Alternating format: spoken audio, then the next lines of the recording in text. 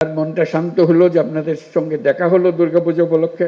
আবারও শারদীয় দুর্গোৎসবের শুভেচ্ছা জানাচ্ছি। কিন্তু এটা তার চাইতে বেশি যেন সোচ্চার হয় আমরা নাগরিক। আমার প্রতি কোনো রকমের বৈষম্য করা যাবে না, কারণ রাষ্ট্র আমাকে নিশ্চয়তা দিয়েছে, একবার তালিকা করে দিয়েছে আমার প্রাপ্য কি। কাজে যত কথাই বলি, সবচেয়ে বড় কথাটা বলবেন আমি নাগরিক, আমাকে এই তালিকাভুক্ত সমস্ত জিনিসের অধিকার আমাকে দিতে হবে। ওইটাতে যদি না দাঁড়ান বাকিগুলোতে বড় সুবিধা হয় না।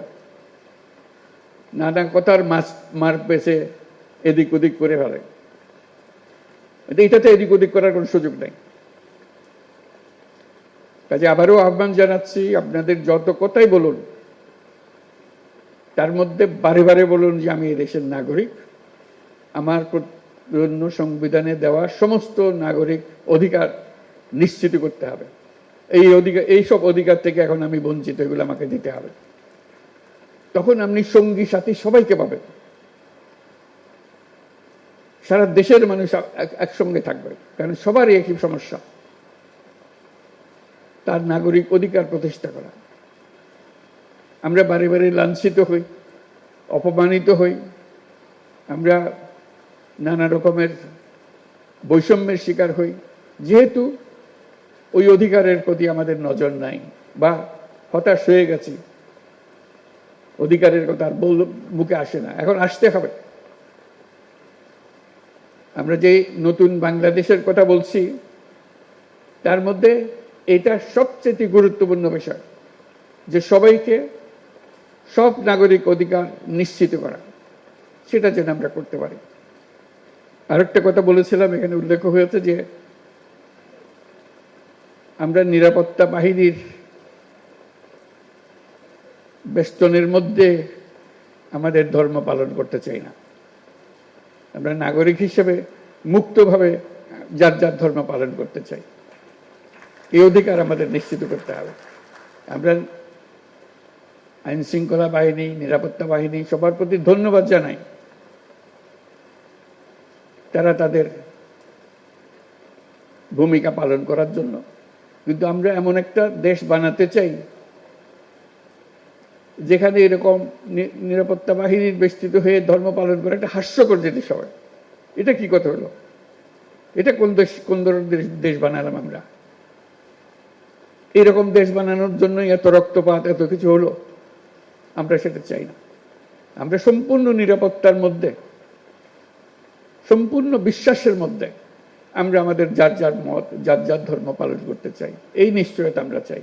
এক্সট্রিম মশার কয়েল প্ল্যান্ট ফাইবার দিয়ে তৈরি, ডেঙ্গু, চিকুনগুনিয়া বাহি সহ যে কোনো মশার বিরুদ্ধে দেয় এক্সট্রিম সুরক্ষা।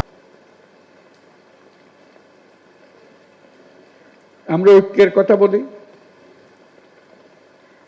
যে ঐক্যের কথা আমরা বলি সেই ঐক্য দুর্গাপূজার কাঠামোর মধ্যেই আছে। সনাতনী ধর্ম বিশ্বাস মতে 10 ভুজা দুর্গাপূজার কাঠামোতে দেশ ও জাতির সব ধরনের ঐক্য সংহতির প্রতীক আছে। লক্ষ্মীর ধন সম্পদ, সরস্বতীর জ্ঞান, কার্তিকের বীরত্ব, গণেশের সাফল্য, 10 ভুজা দুর্গার অসীম শক্তি সম্মিলিতভাবে সমস্ত অশুভ শক্তিকে পরাজিত করে। এর মধ্যেই ঐক্যবদ্ধ হবার চিত্র আছে। জ্ঞান নিয়ে, সম্পদ নিয়ে, শক্তি নিয়ে, সবাই যার যার শক্তি নিয়ে ঐক্যবদ্ধ হলে আমরা সব অশুভ শক্তিকে পরাজিত করতে পারব। কারো সাধ্য নেই এর থেকে আমাদেরকে বঞ্চিত করে। নিজেরা বিভক্ত হয়ে গেলে, ঐক্যবদ্ধ হতে না পারলে আমরা জাতি হিসেবে ব্যর্থ হয়ে গেলাম। আমরা জাতি হিসেবে ব্যর্থ হতে চাই না। আমাদের তরুণরা জেগেছে, আমাদের মানুষ জেগেছে। আমরা নতুন বাংলাদেশের কথা বলছি, সেটাই নিশ্চিত করতে চাই। তা না হলে এত রক্তপাতের, এত আত্মত্যাগের কি ফল পেলাম? আমাদের ছেলে মেয়েরা 24শে জুলাই যে অসাধ্য সাধন করেছে, তাদের মূল লক্ষ্য ছিল একটি বৈষম্যমুক্ত বাংলাদেশ গড়া। এখানে সব নাগরিক সমান সুযোগ পাবে। আমাদের ছেলে মেয়েরা সে যে ঘরেই জন্মগ্রহণ করুক না কেন, সে ছেলে হোক আর মেয়ে হোক, সবাই নাগরিকের সমান সুবিধা পাবে। পুরো বিশ্বকে তাক লাগিয়ে দেওয়ার শক্তি তাদের আছে। তারা কেউ বন্দী থাকার জন্য জন্মগ্রহণ করে নাই, কারো ভয়ে পালিয়ে থাকার জন্য জন্মগ্রহণ করে নাই। আমরা তাদেরকে সে সুযোগ দিতে চাই। তারা নিজের মতো করে গড়ে উঠবে, দেশকে গড়ে তুলবে, পৃথিবীকে গড়ে তুলবে। আমরা এমন রাষ্ট্র গঠন করতে চাই, পৃথিবী আমাদেরকে অনুসরণ করবে। জুলাই গণ অভ্যুত্থানের মধ্য দিয়ে আমরা বৈষম্য, দুর্নীতিমুক্ত একটি সমৃদ্ধ দেশ গড়ার যে অগ্রযাত্রা শুরু করেছি, তার সফল বাস্তবায়ন করতে হলে ধর্ম, বর্ণ ভেদাভেদ ভুলে সকলকে একসঙ্গে কাজ করতে হবে। সব অশুভ, অন্যায়, অন্ধকারকে পরাজিত করে ঐক্য সম্প্রীতির জয় হবে। বাংলাদেশ এগিয়ে যাবে কল্যাণ ও সমৃদ্ধির পথে। সবাইকে আবারও শারদীয় দুর্গোৎসবের শুভেচ্ছা জানাচ্ছি।